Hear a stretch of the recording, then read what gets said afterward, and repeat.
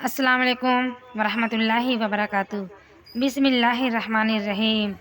اللہ تعالیٰ کی کتابوں کا بیان۔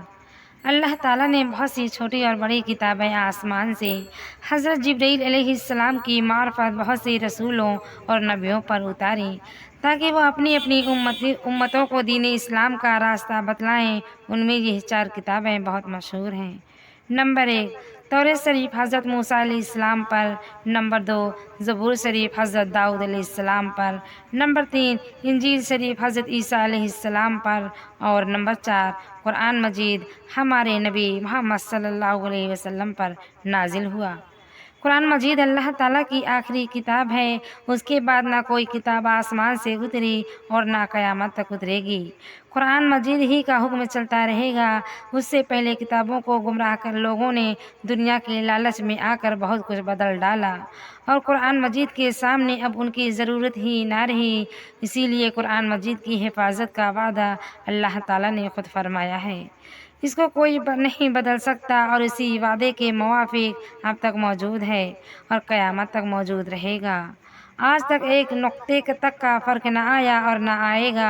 اللہ تعالیٰ نے اس کی حفاظت کا انتظام اس طرح کیا ہے کہ مسلمانوں کو اس کو زبانی یاد کرنے کا شوق عطا فرمایا ہے، اور اس کا پڑھنا اور یاد کرنا آسان کر دیا ہے۔ اتنی بڑی کتاب اور 2-4 سال میں زبانی یاد ہو جاتی ہے۔ دنیا بھر میں اس قدر حافظ قرآن موجود رہتے ہیں کہ اگر خدا نہ کرے چھپے ہوئے تمام قرآن مجید روئے زمین پر نہ رہے تو اس طرح حافظوں کے ذریعے سے قرآن تیار ہو جائے گا۔ اور یہ شان عظیم ہے کہ سوائے قرآن کے کسی اور مذہب کی کتابوں کو حاصل نہیں۔ یہ قرآنی معجزہ ہے، اور یہ بات بھی یاد رکھنے کی ہے کہ جس طرح قرآن کے نقطے تک میں فرق نہیں آیا، اسی طرح اس کے معنوں میں بھی فرق نہیں آیا۔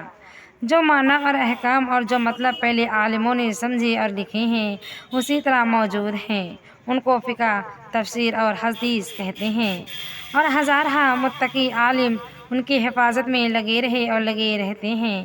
اب کوئی دنیا کے لالچ میں آ کر قرآن و حدیث اور فقہ و تفسیر کے نئے معنی اپنے مطلب بنانے کے بدلے اور گڑھے اور بے دین اور گمراہ ہے، اور خود ہی بدلا جائے گا، مٹ جائے گا۔ آج تک نقشِ شریعت نہ مٹا پر نہ مٹا، آج تک نقشِ شریعت نہ مٹا پر نہ مٹا، مٹ گئے آپ ہی جتنے تھے مٹانے والے۔